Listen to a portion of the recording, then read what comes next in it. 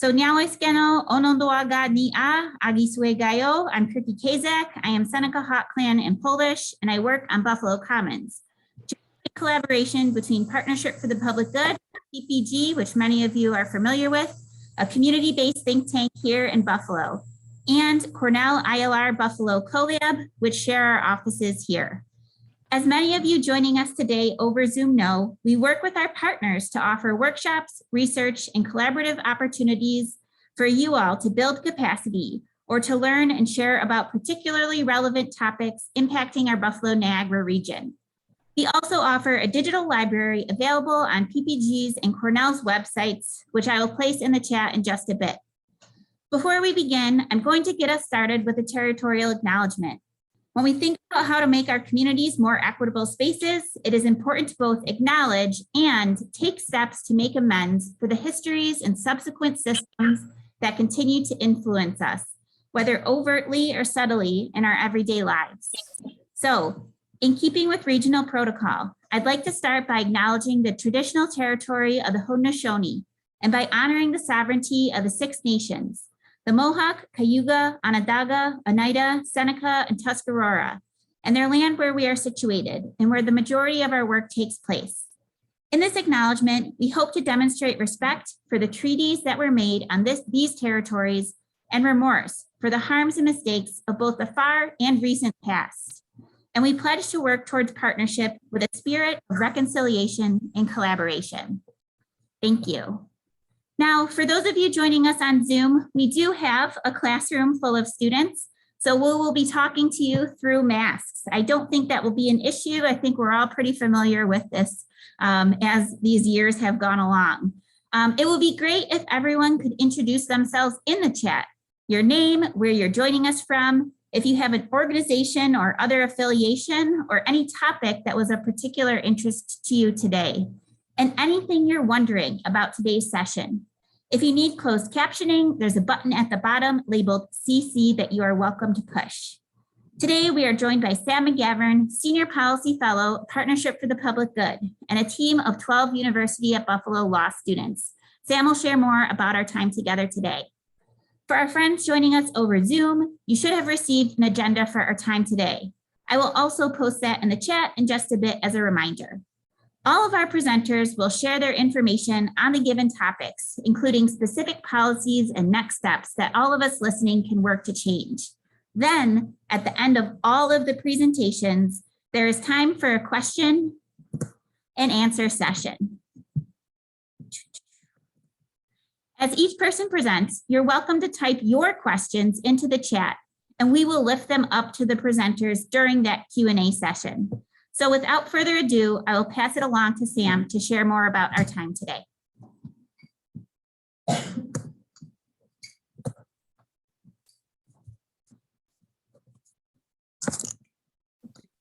Thank you very much, Kriki, and thank you everyone for joining us today. As Kriki said, I'm Sam Magavern, Senior Policy Fellow here at Partnership for the Public Good. And this morning, I'm going to make a few introductory remarks, and then we'll have 12 brief presentations by the law students. And then, as Kriki said, time for Q&A at the end. But if you have questions as we go, feel free to stick them into the chat so you don't forget them, but we will wait and take those at the end. And just to let you know, the students have worked on these issues as part of their semester this year, along with everything else they've been doing. So they know a lot about these issues, but they certainly don't know everything. So if you have a question that we can't answer among ourselves, we've got some colleagues from PPG in the room. They might be able to help. But if not, we're happy to follow up with you later and try and answer your questions. Each of the students did compose a policy brief about the topic they're presenting on. So if you'd like a copy of their actual briefs, you can email Kriki or me, and we can pass those along to you as well. So one of the habits that we've got into at PPG and Cornell and that we did in this law class is incorporating the arts into almost everything that we do. And so in the class, we usually started the class with an art opener of some kind, a song, a poem, a dance, looking at visual art. And I wanted to honor that tradition today and share with you a poem by the great Buffalo poet, Lucille Clilfton. Lucille Clilfton was born in Buffalo in 1936. She went to high school right down the street at Fosdick-Maston, which is now City Honors High School. And she became one of the United States' most revered poets, winning many awards, including the 2000 National Book Award for her collection, Blessing the Boats, teaching at many universities around the country, including Columbia, Dartmouth, UC Santa Cruz. So she's a great Buffalo hero, and I thought it appropriate to honor her today. There's going to be by the way, there's going to be a statue of her outside the Erie County Public Library, unveiled in the next year, I believe, which will be a nice addition to our public art landscape. But this is a poem that she wrote called Blessing the Boats, the title of the collection that won the National Book Award. Blessing the boats. May the tide that is entering even now, the lip of our understanding, carry you out beyond the face of fear. May you kiss the wind, then turn from it, certain that it will love your back. May you open your eyes to water, water waving forever. And may you in your innocence sail through this to that. Now I want to tell you a little bit about the class that the students participated in and some of the themes of the class, a few remarks about Partnership for the Public Good, and a few remarks about equity in Buffalo-Niagara in general before we turn to the individual 12 proposals. So this class was called Lawyers as Change Agents, and the students and I did some readings about that theme, about how lawyers can and can't be change agents. We met with 8 lawyer change agents from the community, some of whom are here today, either in person or on Zoom, and thank you to all of those who met with us.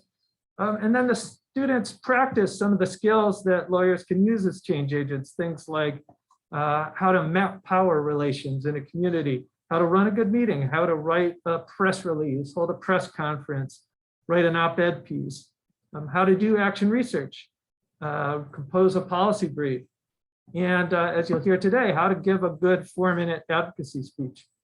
So the students spent several weeks doing research on the topics that you'll hear about, and those topics were all ones that were suggested by my colleagues at Partnership for the Public Good. So all issues that our partners are working on currently and could benefit from the work that the students have done. Some of the themes that emerge from our class about lawyers as change agents.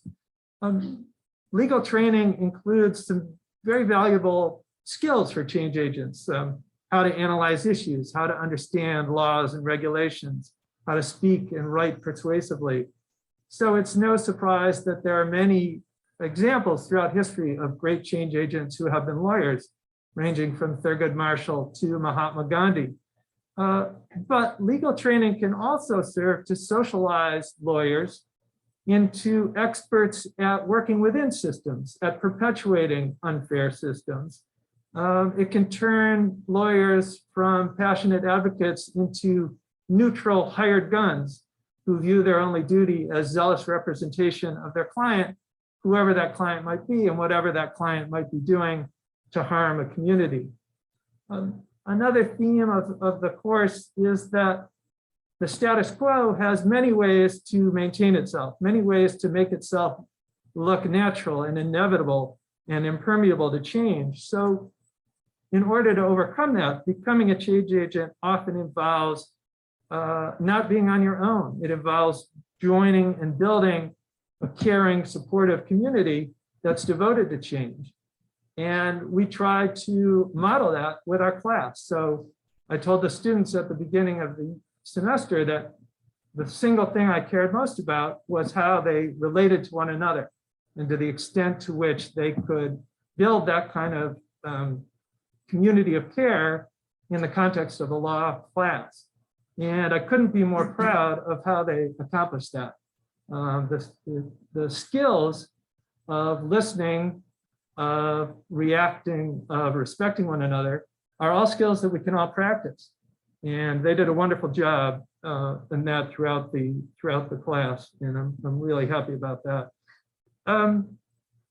Another theme of what it takes to overcome that status quo is that it takes creative thinking, that it takes arts and culture to forge new paths to the public good. And that's why we center arts and culture in so much of our work. And that's a theme that is very close to our work at Partnership for the Public Good as well. So at PPG, we're trying to help our partner organizations increase their power as change agents by working in community with one another. So our partners join together every year and set a community agenda together, their top 10 policy priorities for the coming year. And then they work with each other and with us to bring those policy goals to fruition, meeting with elected officials, doing all the kinds of advocacy that they do throughout the year. And our job is to help that, to add value to their efforts with tools and resources like the action research that we do ourselves at PPG, but also that many independent researchers, faculty members, and students, like the ones you'll hear from today, are contributing. So we're able to have a much bigger impact than we could with our small staff because we're leveraging the work of so many partners throughout the community. So today's theme is equity in Buffalo-Niagara, and we have these quite specific proposals that the students will be discussing about how to make a more equitable community. But I just wanted to say a few words about sort of the picture of equity in Buffalo-Niagara in general. It's a very mixed picture. We suffer from some of the worst inequities in the nation. It's important for us constantly to remember in Buffalo-Niagara that we are doing worse than average. For all that we pride ourselves as a city of good neighbors, we are less equitable on most important measures than the average community in the United States. So that's a sobering, alarming fact that we need to keep center in our consciousness at all times. We're particularly unequal when it comes to racial disparities and spatial disparities. So our geography of inequity is extremely stark here, with high rates of segregation, with very sharp differences between our central cities, Buffalo, Niagara Falls, Lackawanna, and wealthier suburbs and exurbs. At the same time, Buffalo-Niagara is in many ways a hotbed of very interesting, very successful equity work being done by PPG partners and their allies throughout the community. And I'll talk more about some of those success stories as we get into the individual topics, but we're seeing real fruit. You know, we're seeing some real progress in important areas when it comes to public policy. And I think that right now is a very important time of opportunity. We have a public and civic sector that is very mobilized right now. It's very active. It's had some important wins. And we have a political landscape in New York State where things are possible, where proposals that were languishing for years, that were blocked often in the state Senate, are now able to get through. So we've seen some dramatic changes in the last couple of years, and there's potential for a lot more. So I think it is a real time of opportunity, and there's never been a better time for the kind of well-informed, research-based community change efforts that we're going to be talking about today. So our first topic for the day is criminal justice reform. And at PPG, our sort of first main entry into this work came about 5 years ago when we published a report called Alarming Disparities that looked at the racial disparities in Erie County's criminal justice systems. And they were indeed alarming. As I've said, these are worse than national averages. So you all know how deeply embedded racial disparities, discrimination, bias, the history of inequality is embedded in our national criminal justice system. But it's important to remember that it's worse here than average. When we look at arrest rates, convictions, and sentences, the racial disparities are more extreme here than they are around the country. In recent years, there have been some very important policy wins when it comes to criminal justice. Things like at the local level, our partners mobilizing to convince the City Council of Buffalo to do away with 13 new fines and fees that they had added to our traffic enforcement system just a couple of years earlier. Our partners, the Fair Fines and Fees Coalitions and others, were able to convince the city that the negative impacts of these fines and fees in terms of furthering impoverishment and furthering racial disparities were more important than the revenue that they raised for the city. At the statewide level, really important reforms like the HALT bill that drastically reformed solitary confinement in the state of New York, the legalization of marijuana, and bail reform, that state incarceration rates are significantly down, and yet they remain unacceptably high, and they remain plagued with severe racial disparities and systemic racism. So you're going to hear about 5 reform, very live reform efforts, things that can be done now in the next couple of years to further our momentum when it comes to criminal justice reform. And our first student to present on that is Nicholas Ramirez to talk about ending predatory fees. Come on up, Nick.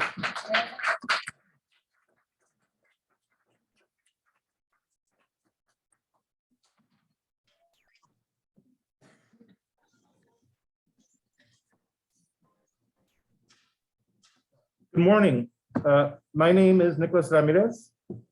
So when I was 22, I got a ticket on my car. And I was only working part-time because that's all that was really available. So I couldn't really afford the $65 fine that came with it. I certainly couldn't afford the additional $25 fee that got tacked onto it. And once there was a $95 surcharge assessed, I just had to kind of wait and hope I could pay it off eventually. And I did after my license was suspended, and I got constant phone calls from debt collectors, and about 10 years of my credit being destroyed, I managed to pay off the $800 that it now was. So my story is not unique. And my story is one of the reasons we need to pass the End Predatory Court Fees Act. So mandatory surcharges, they're intended to cover the costs of the courts.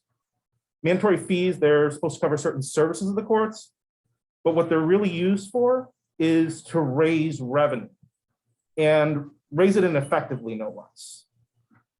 They can't be waived. That's why we call them mandatory. And if there's multiple offenses, they're each getting assessed multiple times. On the lowest end for most vehicle traffic violations, we're looking at $120 between the additional fee and the additional surcharge.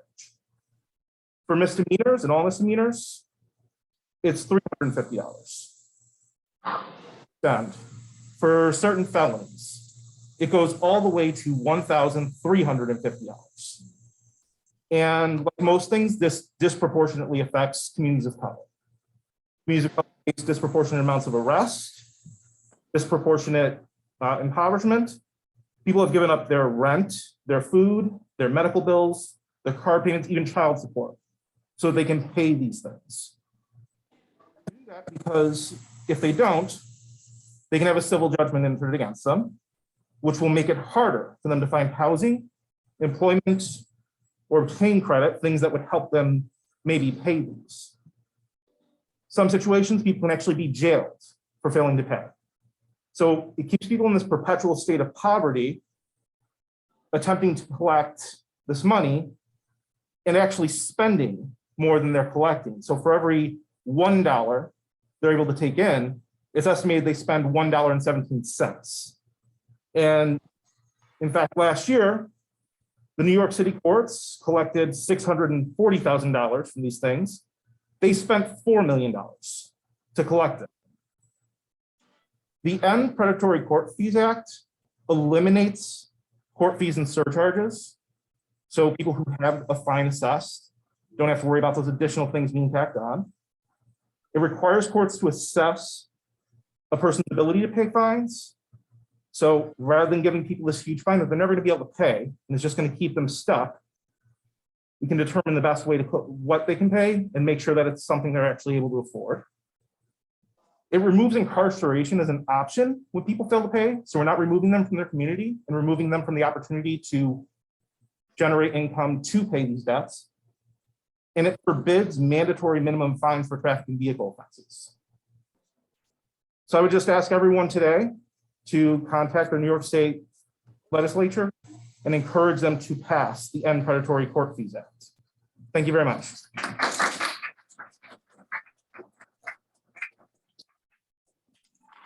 Thank you, Nick. Some of the most important criminal justice reforms are in these slightly less obvious areas of criminal justice. So you think about justice reform, you tend to think about the arrests and the sentences, but the fees that Nick described that are extracting huge amounts of money from people who can't afford it, driving them further into poverty, are a really important component. Another very important component is parole reform, which Jessica Stickl is going to tell us about. We think about the importance of keeping people out of the carceral system, but getting people who are in it out more quickly is another critical part of ending mass incarceration. So, Jess. Hi. So I'd like to start by sharing with you the story of Valerie Gator and Rosalind Smith. When Valerie was 21 and Rosalind was 17, they committed a crime together and both received long prison sentences. After 30 years, Rosalind was granted parole, and she's now a contributing member of her community, working as a criminal justice advocate. However, after 4 years, Valerie had still not been granted parole, even though she had been the model inmate and had even gotten her college degree. At the age of 61, her cancer was misdiagnosed by prison doctors, and she died in prison.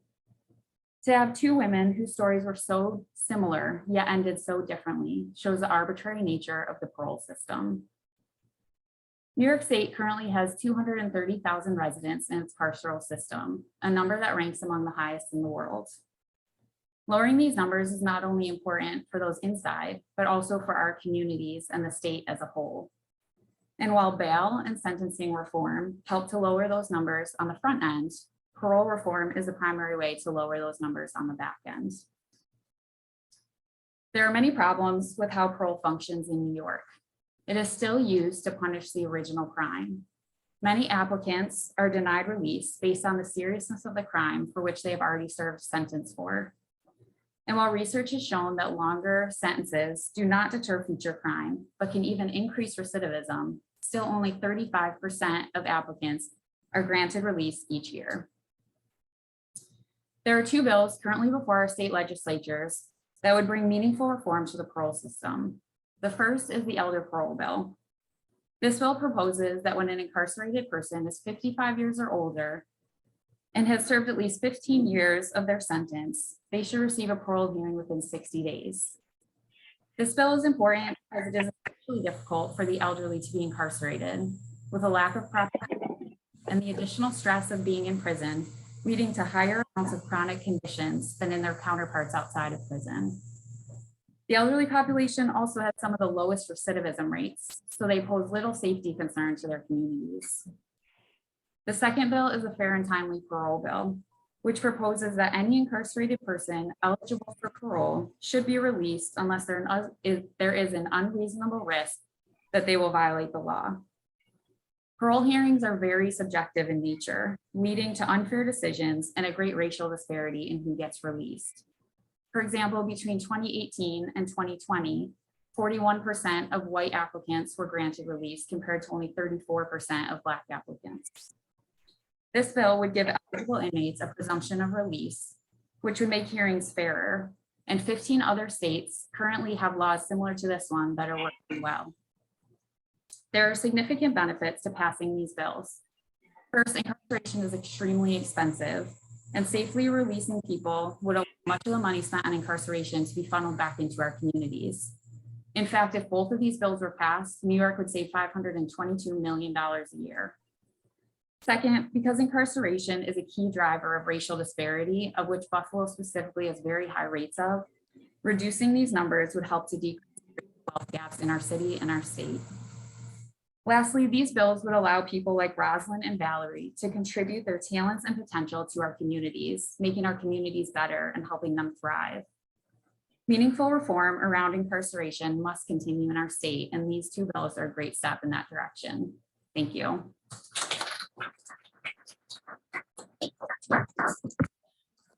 Thank you, Jess. When we're trying to do systems change work, sometimes it's helpful to remember that something wasn't always that way.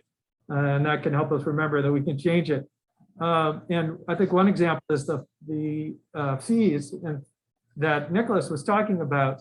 Many of those surcharges and fees are comparatively recent origin.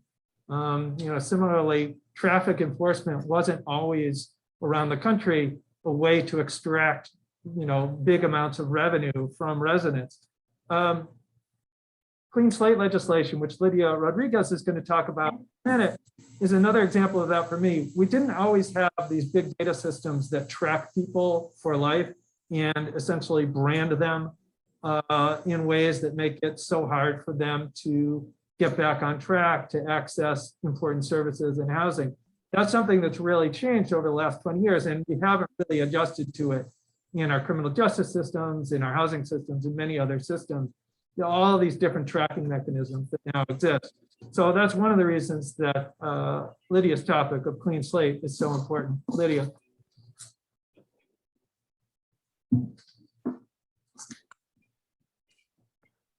Hi, everyone. I'd like us all to take a moment and picture that we're an individual who's committed a low-level nonviolent crime. You've been out for a year or two and your family lives in Section 8 housing because their voucher finally came through and the waiting list is really long and it takes years. But once you got out, you couldn't go home. And you might never be able to, because if the housing authority finds out, your family could be kicked out of Section 8 housing and lose their housing. So you eventually got a job, you struggled with the background checks, but you found something, you saved up and you found the cheapest apartment you could. And now your choice that you're left with is to either move to a worse area with worse schools for your children, where your partner's further from work, or to remain in Section 8 housing and just never go home. This is a typical chain reaction that follows having a conviction. This also extends to other public benefits, creating a sort of domino effect. I'm here today to discuss clean slate legislation, which would seal misdemeanor records after 3 years of sentencing, excluding incarceration, and then 7 years for felonies. So individuals who have nonviolent crimes after 3 to 4 years are no more likely to commit a crime than the general public. The Vera Institute of Justice estimated that Erie County spends $310 a night, with the median stay being 75 days. And that costs in total $23,050. This is for one stay. Recidivism is expensive. And we have the data that shows that strong family ties, employment, and stable housing all reduce recidivism and create in committing another crime. So with this money, we could be reinvesting into public safety initiatives, education, and housing. While clean slate legislation isn't a remedy for everything, it's a step in the right direction in supporting our neighborhoods and protecting our community. So with this, I urge you to call your local representatives and tell them to support clean slate legislation. Thank you.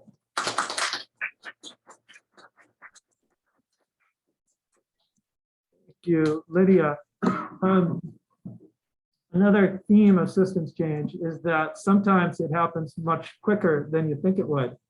When PPG first started working on marijuana issues, not that long ago, it was hard to even get people to come to meetings about it. It was something of a taboo topic.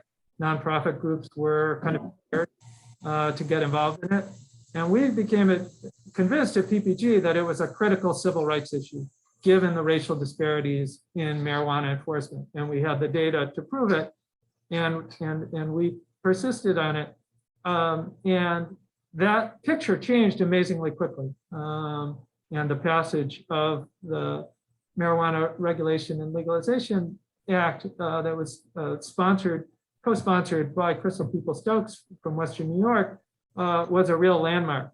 But that's only a first step in the campaign to treat drug issues as public health issues and not criminal justice issues. And that's the theme of our next presentation by Laurice Russell. Laurice.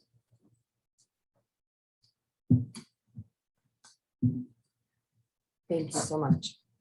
Hello, I'm Laurice Russell, and I'm here to advocate for the passage of State Senate Bill S-1284 to decriminalize the possession of controlled substances. The purpose of the bill is to save lives and transform New York's approach from one based on stigmatization to one based on science and compassion. Decriminalization is the removal of criminal penalties like jail time and fines for the lowest levels of drug offenses, opting instead for treatment and social programming to address addiction and abuse. Criminalization has failed to treat substance abuse as a disease and public health crisis. This approach has been wholly ineffective in reducing and preventing drug use. In November 2020, voters in Oregon approved Measure 1010, making the state the first to decriminalize the personal possession of illegal drugs. Instead, it diverts funds from enforcement savings and legal marijuana sales towards new addiction and recovery programs.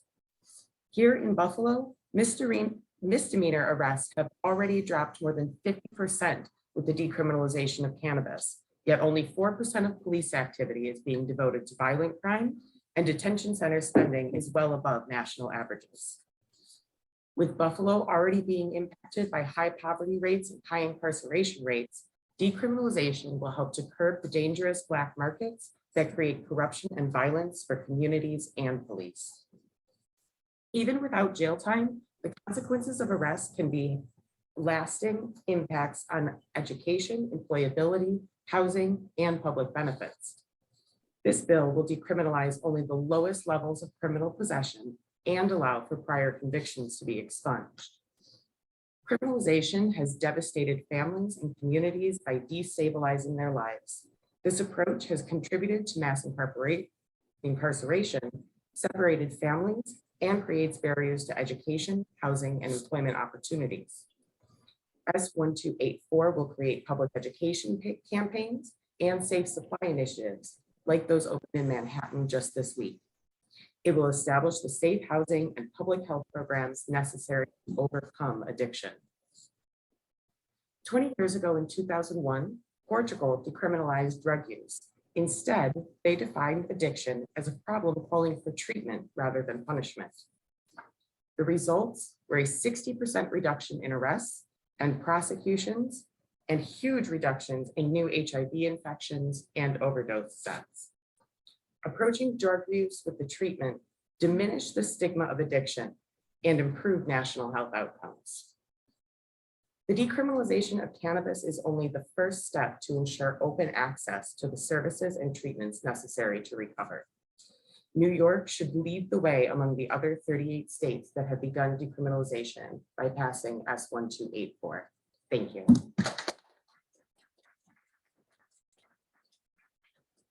Thank you, Laurice.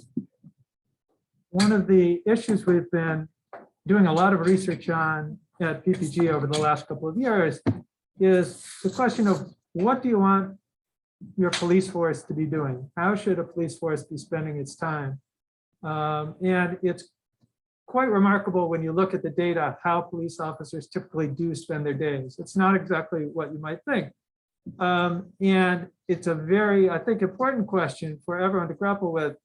Not just the question of how large a police force do you need, but also the question of what should police officers be doing? What should their priorities be? What are they best trained to do? In what cases might police involvement be more negative than positive? Those are some of, I think, the critical questions. And our next presentation by Matt Mendoza addresses the question of police in traffic enforcement. Matt.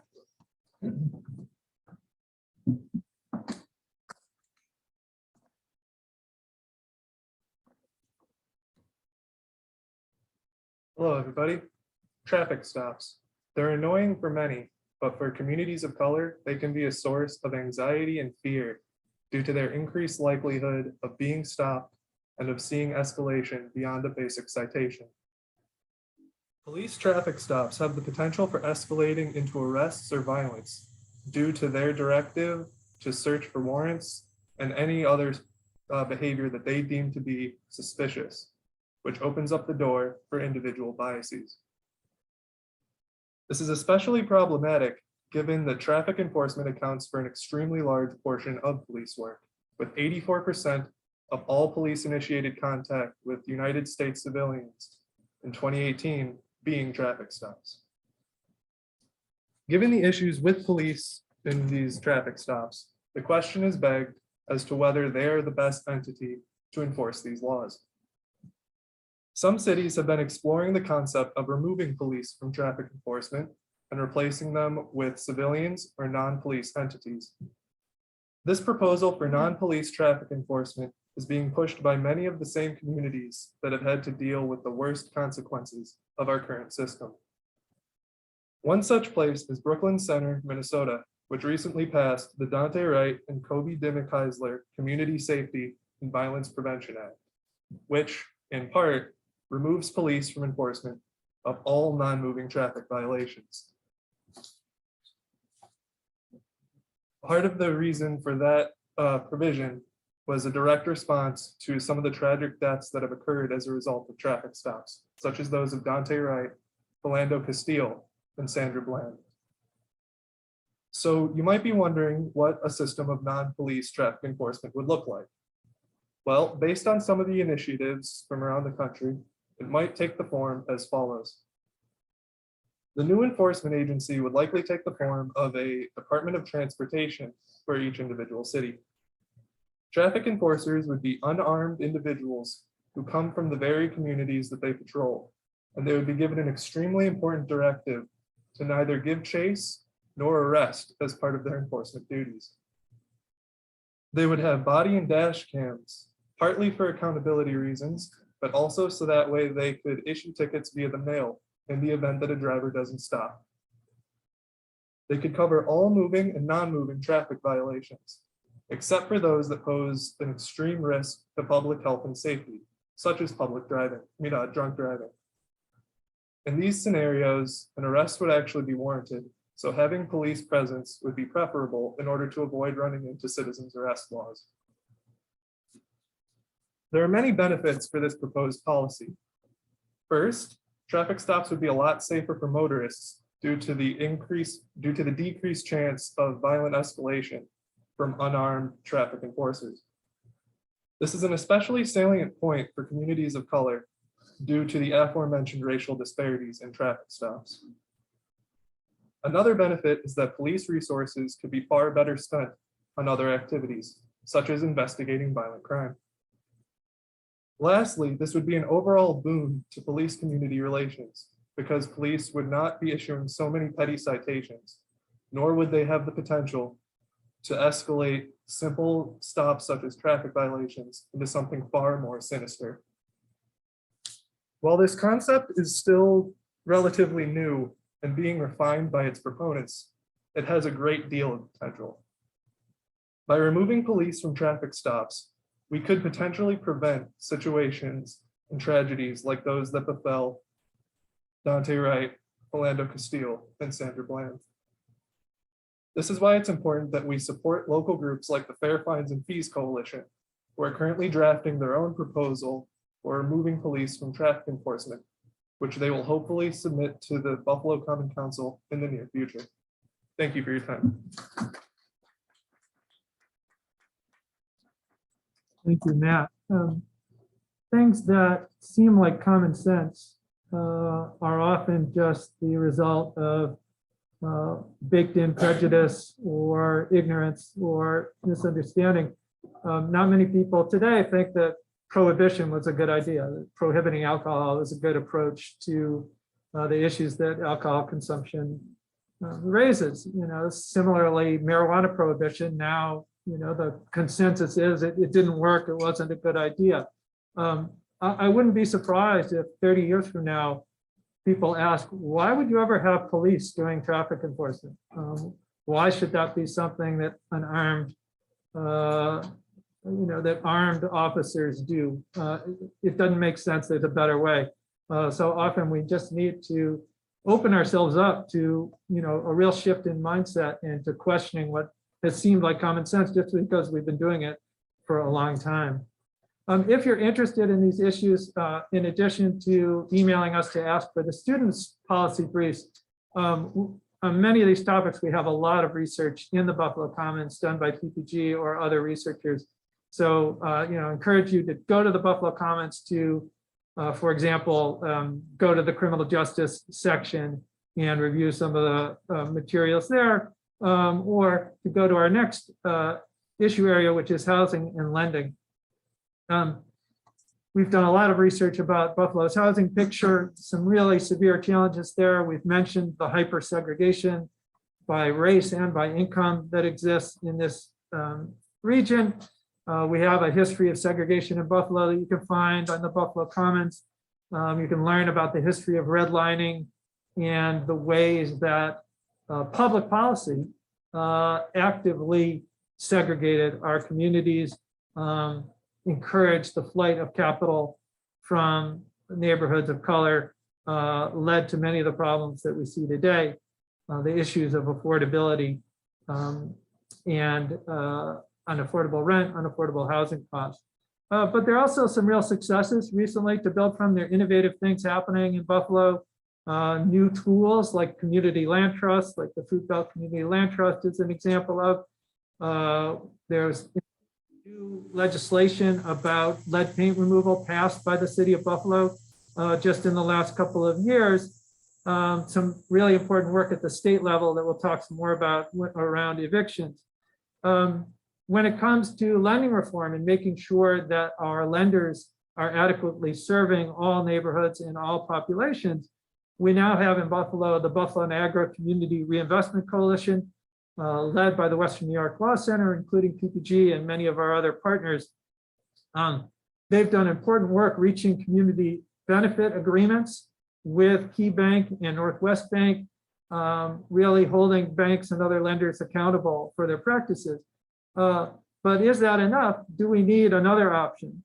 Roxana Herod is going to tell you about the public banking option. Roxana.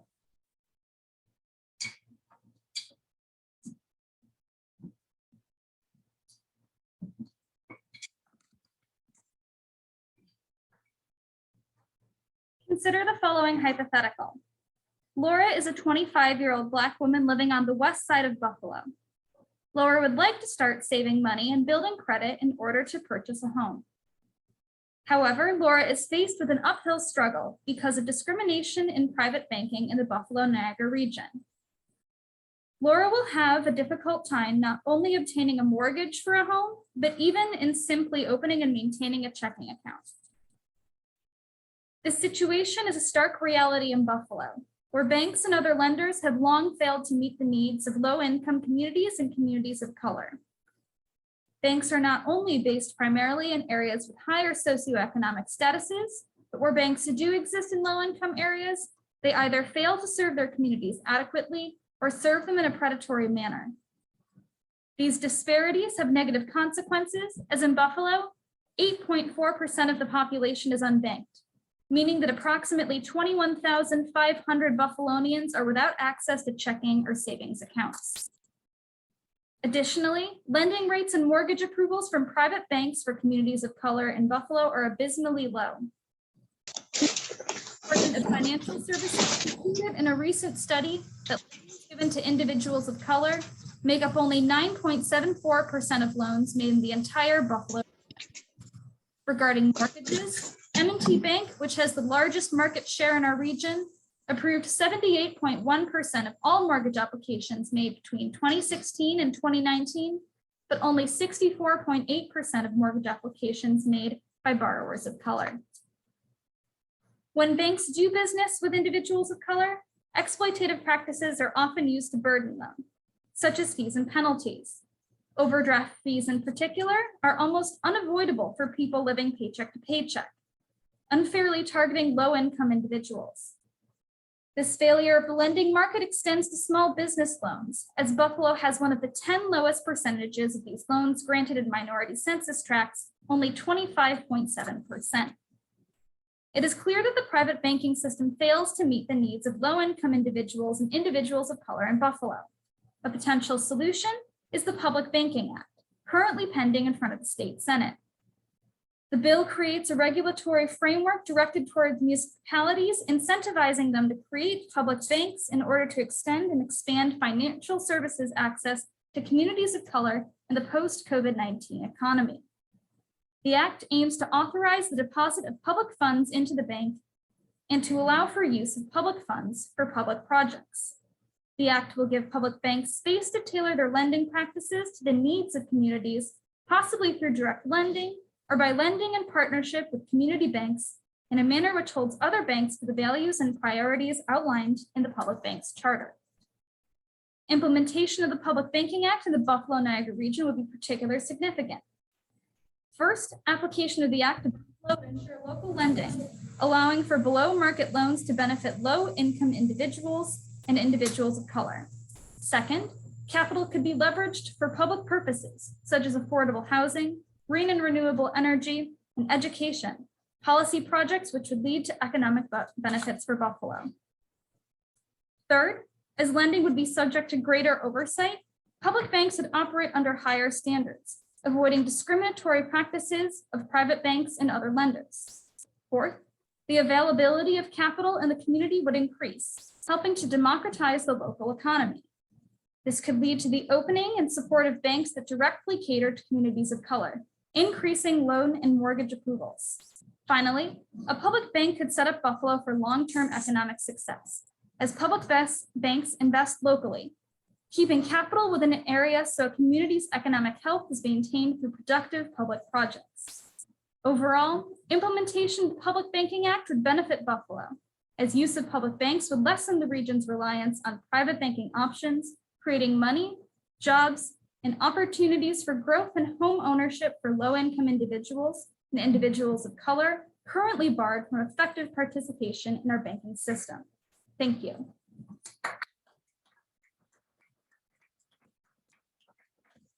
Thank you, Roxana. And if public banking sounds like a left-wing socialist pipe dream to you, it's important to remember that the state of North Dakota has public banking already. So it's an option that can appeal to people across the political spectrum when it's fully explained what it can do for local communities and for the public at large. Several years ago at PPG, we published a major report on evictions, and we found that an astonishing percent of Buffalo renters faced court-ordered evictions every year. It was close to 14% in the year that we studied. But that's just the tip of the iceberg when it comes to involuntary mobility. People being forced to move when they don't want to. It's incredibly disruptive for individuals and families. It's also very negative for neighborhoods and for the city as a whole to have people churned in and out of their housing regularly. One solution is good cause legislation, and Steve Dahlberg is going to tell you about that.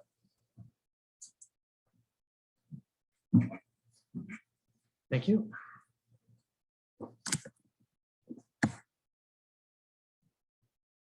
Good morning, everyone. I'd like to start by asking you to think about a time in your life. Maybe this happened to you, maybe it happened to somebody that you know who lived in a really, really crummy apartment. Maybe the apartment was nice enough, but there was a maintenance issue, like the heat was an issue, or there were loud neighbors, broken appliances that the landlord would not come and fix. Most people would just, complain about that to the landlord, and if the landlord didn't do anything about it, you just leave. But many people don't have this as a realistic option. You might have kids living at home that you want to keep in the same, close to their school. You might have a job that you need to commute to that's nearby, and uprooting your life because your landlord jacked up the rent just would be disruptive. This is why some landlords do this. They choose to raise the rent to an exorbitant amount for tenants who complain about maintenance issues. The tenant complains, the landlord raises the rent at the end of the lease. And when the tenant can't pay, the landlord brings an eviction proceeding.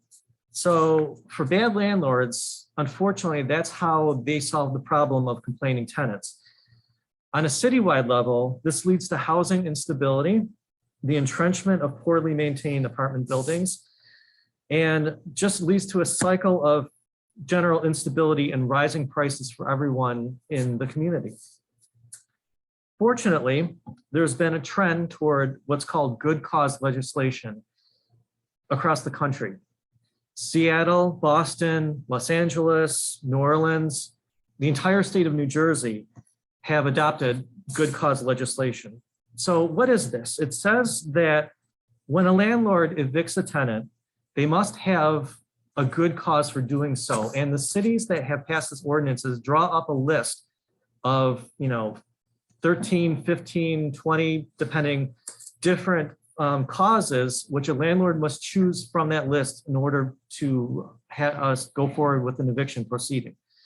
And it's swept the country, and even just this year, it's come to New York. It started in Albany, the city of Albany, not at the state level just yet. And as I was working on this project over the semester, I had to keep revising my my papers because like every few weeks there was a new city coming on board. So in October, Newburgh adopted it. Just before Thanksgiving, Poughkeepsie adopted it. And these weren't, like close votes either at the Common Council. They were 7-2, 6-1. Poughkeepsie was 6-0. So this is coming toward Buffalo. And so one of the conditions that are attached to these good cause ordinances, and every city is different, but landlords can still evict a tenant for bad behavior or failure to pay rent. That's always still an option for them. But they do have restrictions on what a landlord can do. So for example, rates would have to rise equally. If you're going to raise the rates for your tenants, you have to do it for all of them and not just one single tenant to punish them. Or you can't raise the rate more than a certain percentage in the year, or you can tie that raise in rent to inflation. It's up to every city. Every city does it a little bit differently. But what they have in common is making sure that landlords can't use rent as a weapon against specific tenants. There are state bills in the Assembly and the Senate that have begun, but they've kind of stalled out in committee. These bills at the state level, they cap a rent at a 3% increase. But they've stalled out because there's been a lot of fierce opposition from a lot of entrenched property interests, mostly downstate, that have gotten in the habit of, unfortunately, buying up upstate properties and then poorly maintaining them. So we're not sure that this is really ever going to get out of committee at the state level. It's still important to support it if it does move forward. But cities across the country and the state are not waiting for the state and federal government to move on these things. They're doing it for themselves. And we all know that housing instability and unaffordability is one of the biggest problems facing Buffalo. This instability affects us all. This is really a human issue, and arbitrary evictions can happen to anyone. So that's why your support for good cause legislation, if it comes and when it probably comes to Buffalo, will be one of the most important things that we can do to keep our cities safe and stable. Thank you. Thank you, Steve. How do we create more good affordable housing in Buffalo and the region and around the state? Sometimes it's not a question about a new law or a new program. Sometimes it's a question of taking an existing program and providing it with adequate funding. And that's the case for the law that our next speaker, Aggie Pianowski, is going to tell you about.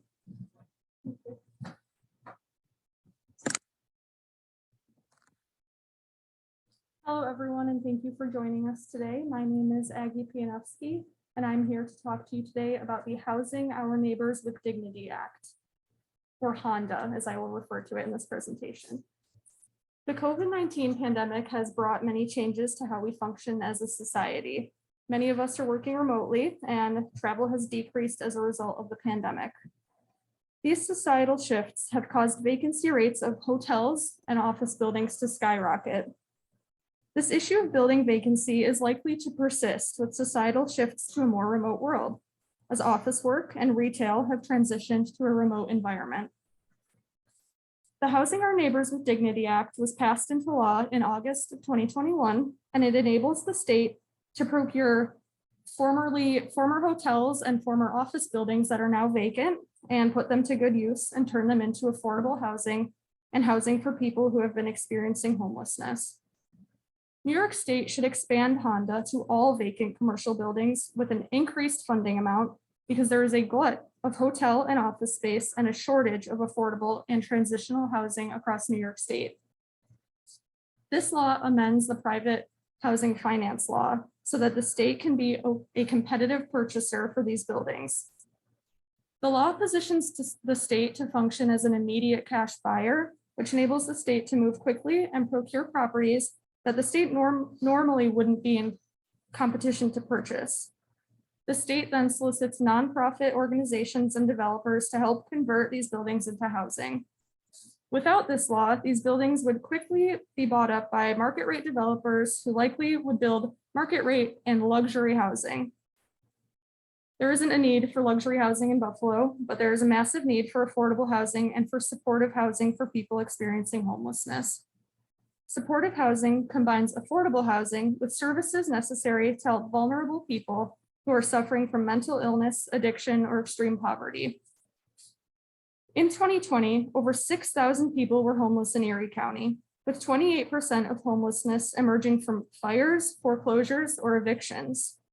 Buffalo also faces many unique challenges when it comes to housing affordability.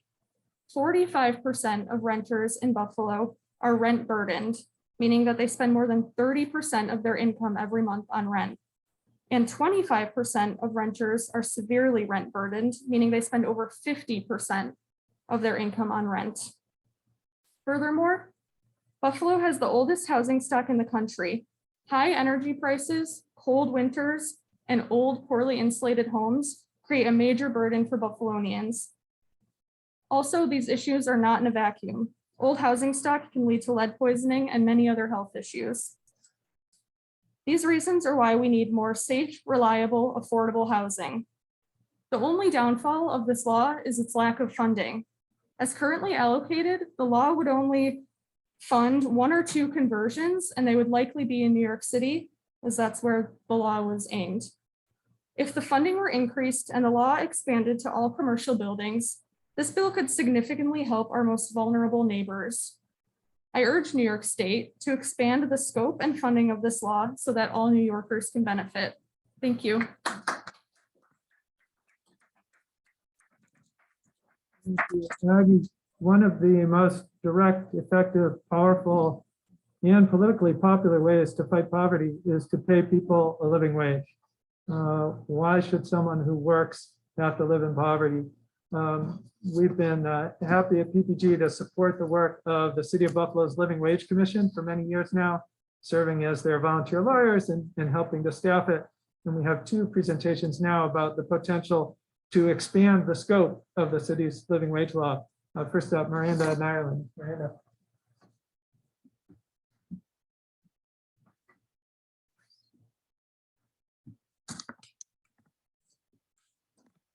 Good morning. I'm sure we've all seen the memes on social media and perhaps even seen them in businesses. Signs on the doors saying limited hours due to national labor shortage.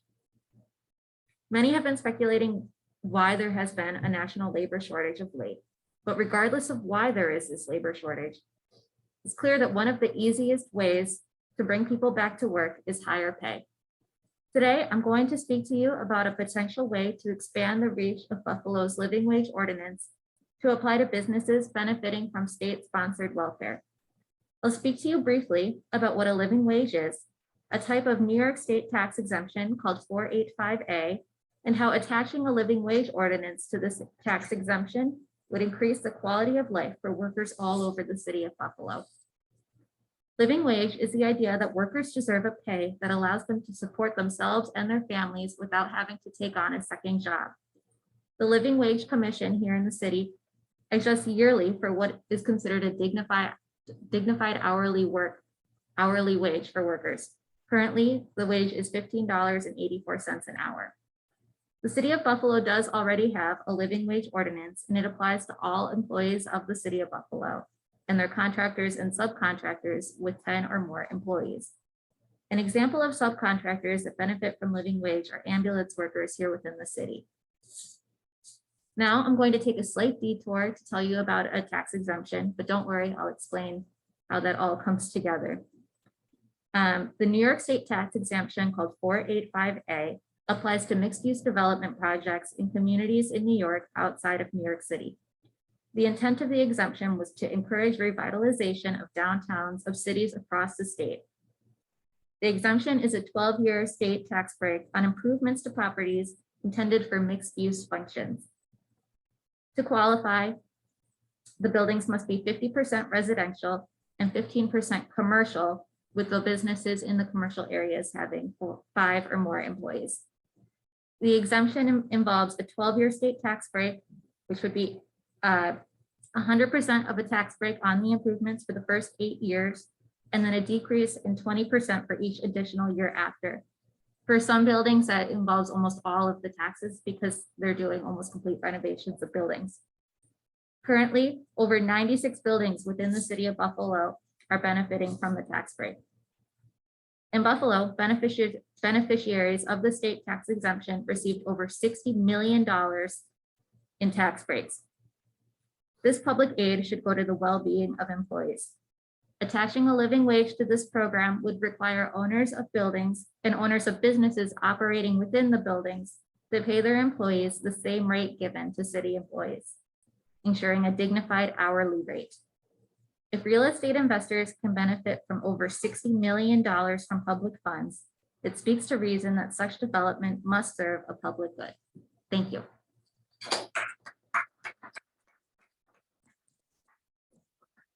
Thank you, Miranda. Another possibility for expanding the city's living wage law is applying it to federal grants. Scott Daffin will tell you about that.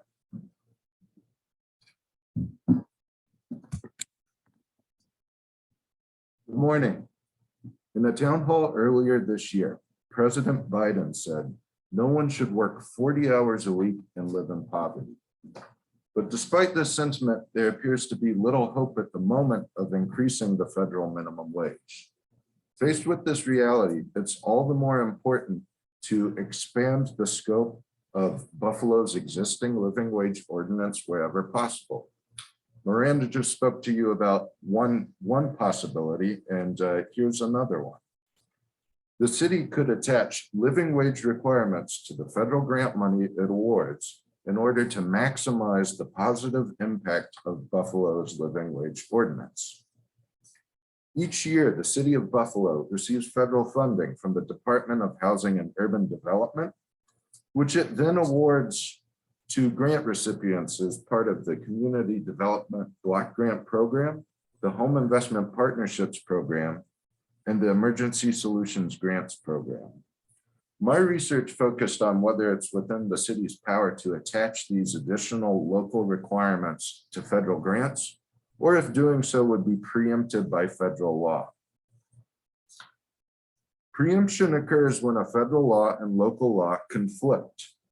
When two laws conflict, the supremacy clause of the Constitution dictates that the federal law wins and the local law is void. There's several different types of preemption, but they're all based on this same idea that two laws conflict. For my analysis, I looked at the federal laws that govern these different grants, looking for any signs of conflict between them and Buffalo's living wage ordinance. And I find no evidence suggesting that a preemption issue would arise. In fact, local decision-making is an integral part to how these federal grants are structured. And furthermore, the purpose of the living wage ordinance which is to provide service employees with enough money to afford life in Buffalo, closely aligns with the purpose of these federal grants, which Congress stated is to develop viable urban communities and expand economic opportunities. As part of my research, I also looked to other cities that have already taken steps to attach local requirements to federal grant money. And the cities of Los Angeles, San Diego, and San Fernando all explicitly include federal funds within the scope of its living wage ordinance, while also including some statutory language accounting for preemption, basically saying that we will apply our living wage ordinance to any federal funding where it aligns with federal law. Another example is the city of Boston. And although Boston does not attach living wage requirements to federal grants, they do attach local hiring requirements as part of their first source hiring agreement, demonstrating that local governments do have the power to attach these additional restrictions to federal grants. In conclusion, it would be highly unlikely that the city would be preempted by federal law if it chose to take this action. And therefore, the city of Buffalo can and should attach living wage requirements to the federal grant money it awards. Thank you. Thank you, Scott. Buffalo-Niagara is a region that was built by waves of immigrants from all over the world. And in the boom years of Buffalo, when our economy was growing, we had a very high percentage of foreign-born residents. As manufacturing dried up, that percentage plummeted, and we became a city with a very low percentage of foreign-born residents.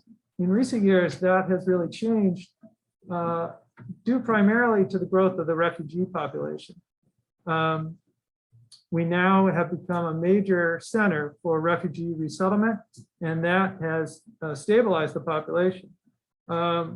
So we'll hear in a few minutes from Jeanette Chin about that, but before we do, we'll take on our one other final topic, and that is climate justice. And I'll just say a few quick words about that. Climate justice is essentially built on the premise that the people who have contributed the least to climate change impacts throughout the world are the people who are suffering the most from them. And that fundamental injustice is only growing as time goes on. Here in Buffalo, it's very real. The idea that Buffalo is a climate refuge city is probably overstated. We are already feeling very dramatic impacts from climate change, and we face severe impacts in the future. And ironically, things like heat waves can be even more of a problem in a cold weather city like Buffalo, where people don't tend to have air conditioning as in hot weather cities. Climate change is also increasing the percent of extreme weather events like snowstorms, like lake effect snowstorms.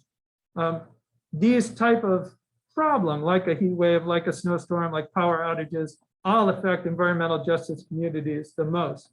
So climate justice is a very real issue here in Buffalo. And of course, our fate is tied to the fate of other cities and other regions around the world.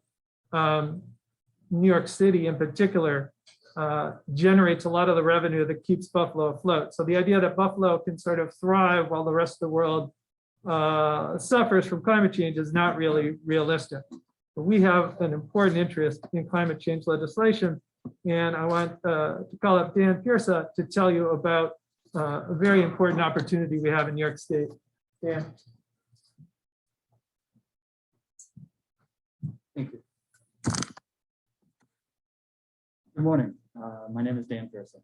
Today I'm going to talk a little bit about the Climate and Community Investment Act, or the CCIA, and how the passage of this bill would benefit Western New York and our environmental justice communities especially. Buffalo is one of the most segregated cities in the United States. A mix of racist housing and lending policies, the region's industrial roots, and our old housing stock mean that many people of color and low-income people live in environmental justice communities, the communities which the CCIA is designed to benefit. The CCIA will raise and funnel new funds into these communities, furthering racial and economic equality, combating climate change, and making our region stronger. It is imperative that New York pass the CCIA to do just that. Just a little background. In 2019, New York passed the Climate Leadership and Community Protection Act, or the CLCPA, that established several energy goals for the state. One of these goals is for 70% of the state's energy needs to be met by renewable energy by the year 2030.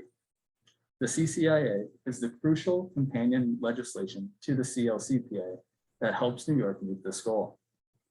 The CCIA operates by making corporate polluters pay for their polluting activities to the tune of an estimated $15 billion per year.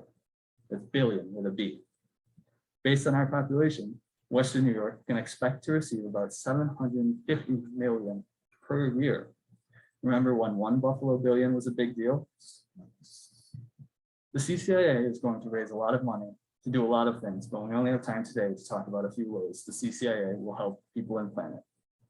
First, roughly 1/3 of these funds will go to community-based organizations towards community investment, things like community-owned solar and making buildings more energy efficient.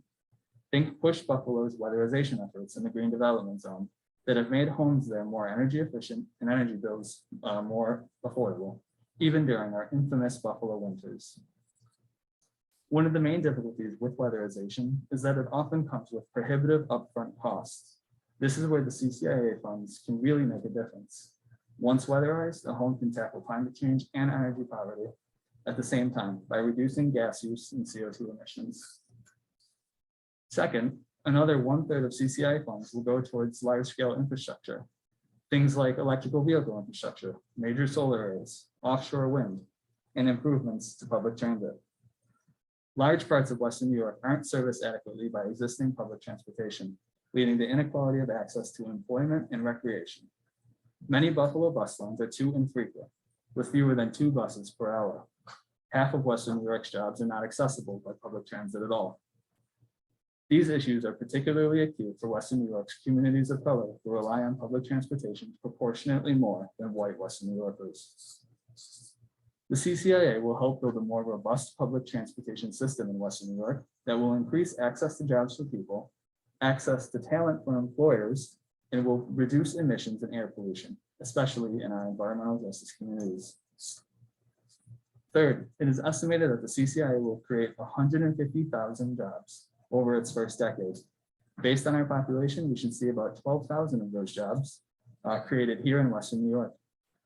People in environmental justice communities, formerly incarcerated New Yorkers, women in non-traditional trades, and people coming off of unemployment will be prioritized for these CCIA-created jobs. The final third of funds will be used to provide direct assistance to low and moderate income families. Some of this portion of funds will supply automatic rebates to make sure that even if fossil fuel companies try to raise prices, the lowest earning 60% of New Yorkers won't pay more than they were previously paying in energy costs. The CCIA makes rich corporations actually pay for their mess. The CCIA is currently in committee, but it is important that we make our voices heard as New Yorkers and that we push our state senators and assemblypersons to pass it when the time to vote comes. This bill is a cornerstone of our region's and our state's green future. Thank you for your time.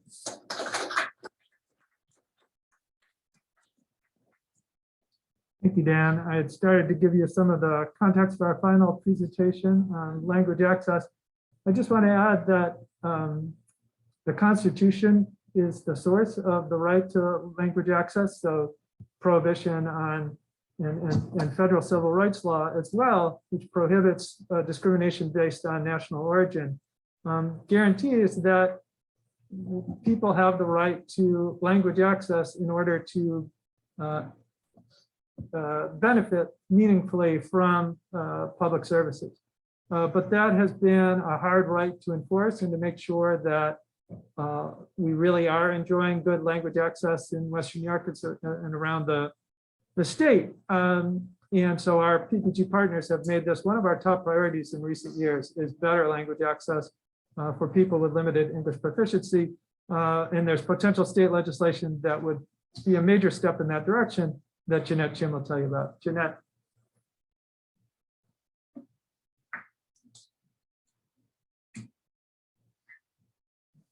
Hello, I'm here to talk about Senate Bill 5236. And what it is it's a proposed codification of a state executive order that was issued in 2011. That executive order directed state agencies to offer interpretation and translation in the 6 languages most commonly spoken by individuals with limited English proficiency in New York State. Earlier this year in March, that order was amended to include 4 more languages. And a couple months later in May, the order was passed by the Senate as in its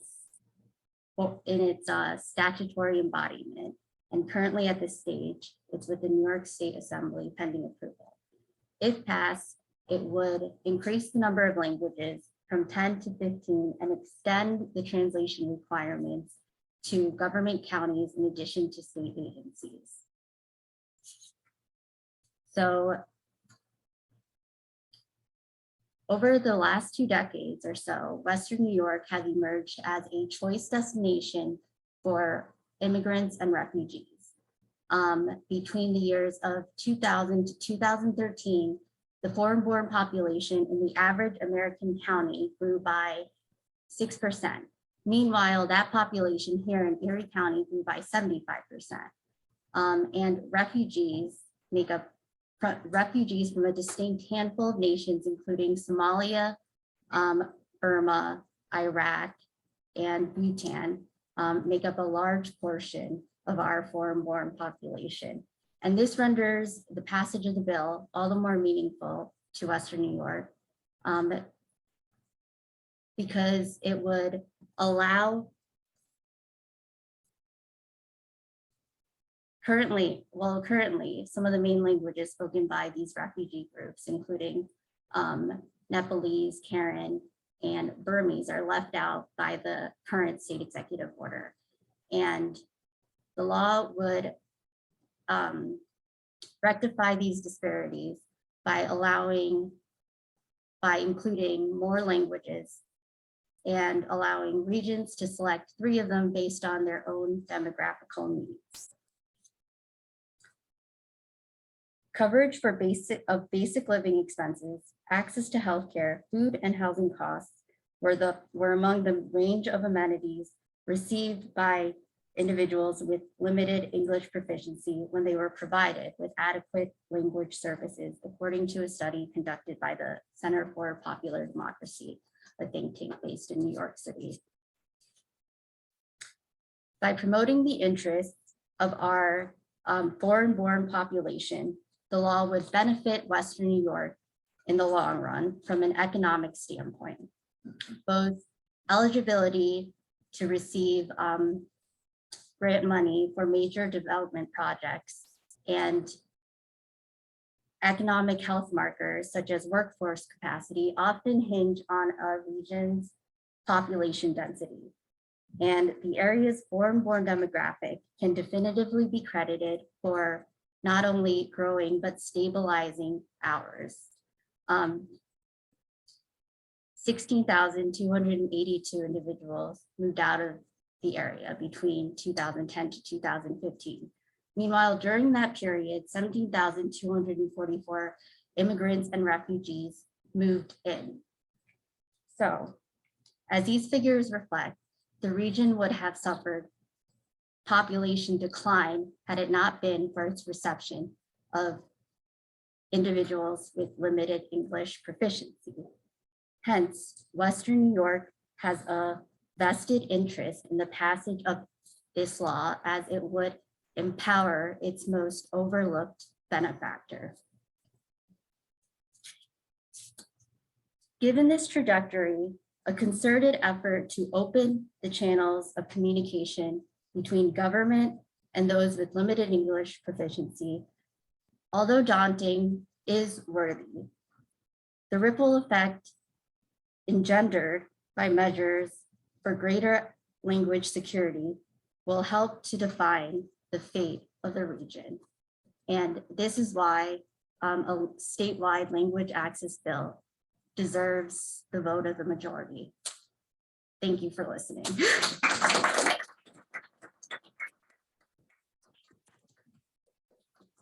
speech in that it's striking to look at the figures that you supplied for how immigrants and refugees have stabilized the population in the Buffalo area. It's even more dramatic when you look across the border at the Toronto. Toronto is the fastest growing metro region in North America. And that's almost entirely due to their very welcoming policies toward refugees and immigrants in Canada. So if you're looking for that kind of population growth, that's the way you get it. So we've got a little time for questions. We can stay a few extra minutes past 12 if we need to. And if there are any questions in the chat that we don't get to today, I do commit to answering those by email for you in the future. So I think Cricky will help curate the chat and pitch me some questions. If the students can help me answer them, I'll call on the students. Got a couple of colleagues from PPG and Cornell here who might be able to help. We'll see what we can do. So Cricky. Yeah, just the first logistical question is, can you give us the bill numbers for the parole reform? I think it was Jessica who had talked about that. Yeah, so bill numbers for parole reform. Jessica, you happen to have them? I don't have enough. Okay, we're gonna get that one while we look at our next question. Okay. Could people address what they consider to be the most important steps or actions that could be taken to realize their policy goals? Are there any similarities across the policy areas? Wow, that's a great question. A hard one for me to pitch to the students probably. So let me see what I can do with it. So many or most of the things that the students talk about are state bills that are live in the state assembly and Senate, but have not passed yet. Many of them are things that were introduced last year or in previous years, but didn't pass. So I think the most important action step for people out there is to identify the ones that are meaningful to them and then to contact their state representatives, ideally with a phone call to your assembly members and your senators to call them up and to say that that's important to you. They don't get that many calls and the ones they get are very meaningful to them. So if you as an organization or an individual could take a few minutes to call your representatives and say why you support one of these initiatives. These are also pretty much all issues that PPG partners are working on directly. So you can get in touch with PPG if you want to link up with the partner organizations who are working on those individual issues. I'll pass it back to Andrea or Sarah to see if they have any live questions for our students. I know. I feel like you all answered them all. This is like issues, but I thought so many of you did a wonderful job incorporating stories and narrative into your pitches, and maybe one or two to speak to, is that unusual? Are you used to doing that as law students? And what do you think about the impact of having stories as part of that? So students, if one or two of you want to reflect on that, I'll repeat what you say for our Zoom audience. But it'd be great to hear from you. Yeah, go ahead, Steve. Well, I think the focus of this class has been around, how to make, how to the law work with stories and work with people's lives, which is so different from what we do in other classes. It's doctrinal to drive. So I think, every Friday morning we get together and have of kind of how we actually do that for, So Steve was mentioning that in law school, traditionally, law school education is very doctrinally based. And even though every law case is a story, that's not often the aspect that's really brought out. And so that we've had a chance together to do some storytelling and to reflect on how to integrate story-based knowledge and experience with data and research and that sort of thing. Other students, anyone want to talk about storytelling? Yeah, Nick. I've found storytelling really effective in advocacy and argument and presentation because it removes the abstract concept of it. It's much easier to think that the law is this neutral principle and we just have to look at it as it's written and you know, there's gonna be bad side effects of that sometimes. When you remove that and you give it this personal effect, human effect, it makes it harder to accept that those negative outcomes are just the nature of the law. It makes you feel more like you would want to fix it, or maybe see if it's already fixed and you're just not looking at it with that consequence in mind. Yeah, so next point, if I can summarize, is that one of the ways that law tends to reinforce the status quo is by abstracting issues away from stories into principles or doctrines and removing from view the real world impacts of those laws. And so storytelling is sort of recuperative in the sense that it puts the impact on actual human beings back front and center. And that can enable us to then think about how to change the systems. We have other questions from the chat or from our colleagues in the room? Yeah, Sarah. About the Honda bill, I guess, yeah, knowing that it passed, but not as familiar with what the process is to this pass. So how are folks in the state going about choosing which buildings to convert?